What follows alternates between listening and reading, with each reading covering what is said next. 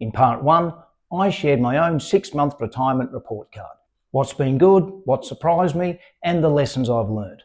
But rather than it be all just about me, I wanted to know and share with you how mine compared to other retirees. So I dived into hundreds of comments and conversations from retirees around the world across several social media platforms, and it turns out some of the experiences are remarkably similar, with some being the total opposite.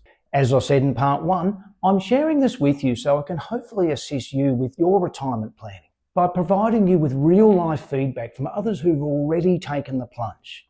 So without further ado, here are the 6 biggest takeouts from other retirees about their first 6 months of retirement. It turns out my experience isn't unique, because retirement means different things to different people. I've gathered the most common lessons from real retirees, and these 6 takeouts might just prepare you for what's ahead. There's 3 standout things here. Nearly everybody talks about the honeymoon phase. Freedom and relief dominate early emotions. Waking up with no alarm, no boss, no commute, with every day feeling like Saturday. Then, after the euphoria of the honeymoon phase, there's an adjustment period. As reality kicks in, the days blur together without structure, with many feeling the identity loss, which I'll expand on in a minute. Many also mention feeling guilty or not being productive. A residual work mindset that's hard to switch off. But the good news is that they pretty much all said the adjustment phase was normal and you're not doing retirement wrong. And most importantly, you'll find your groove in time.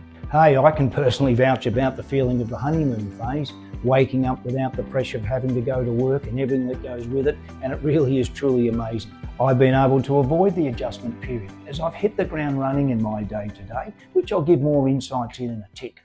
Many people didn't expect how much their job had defined them.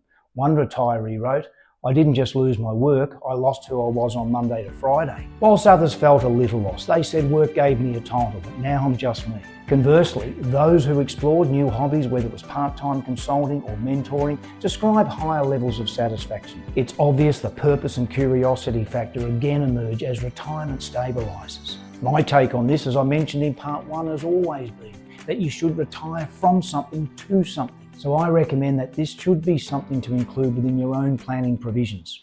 While some said that they had the fear of no income and the discomfort of spending savings, for most, however, it wasn't too much about having money shortages. It was more about the psychology of spending after decades of saving.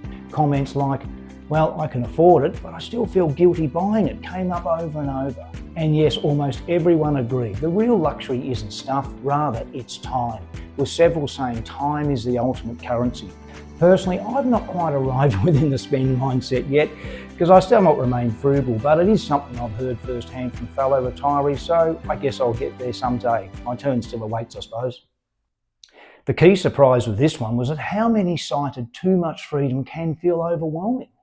The retirees that seemed happiest of all had some kind of rhythm or routine by setting aside time for things like exercise, mostly in the morning, and projects in the afternoon, as well, most importantly, time for rest. One comment put it perfectly: structure isn't the enemy of freedom, it's how you enjoy it. With another saying, you need something to get up for. Whilst there was an emphasis on the need to prevent boredom, some had a more balanced approach by saying that over-planning can backfire, realising they needed downtime too. I can really relate to that last point, because whilst my days are fulfilled, I have at times placed a high emphasis on planning my days, getting out of bed with focused intent, when sometimes just nothing was actually what I needed. As we touched on earlier, many retirees underestimated the social gap when work ended, but relationship issues or gaps aren't exclusively confined to the workplace, because there's also the home life to factor in, especially where partners are suddenly together 24/7, with many citing, "We needed separate hobbies." The consistent advice was to stay social, stay curious, and give each other space. This was achieved by building new social circles through clubs, fitness groups, or travel communities. The flip side of that, of course, is loneliness. That was the case especially if partners are still working or routines diverge. From a personal perspective, I'm a strong advocate for having peers, i.e. fellow retirees. Through life, we've always had friends we do exclusive things with. For example, my dad had a mate whom he went to the car races with, whilst my mother likewise had a friend she went to the movies with. It's no different in retirement by having fellow retiree friends you can do things together with. Health and time were mentioned in almost every single comment, and there was a deep appreciation for health as the true wealth. People said things like, I waited too long, or I wish I'd retired while my knee still worked. The universal takeaway was not to postpone living, which was backed up by the strong message.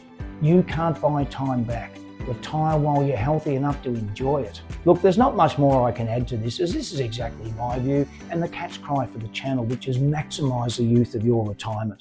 So guys, that's what other retirees are saying about their first 6 months. And look, whilst there's no template or rule book on how this should be done, at least by sharing these experiences, hopefully it helps so we don't have to figure it all out alone.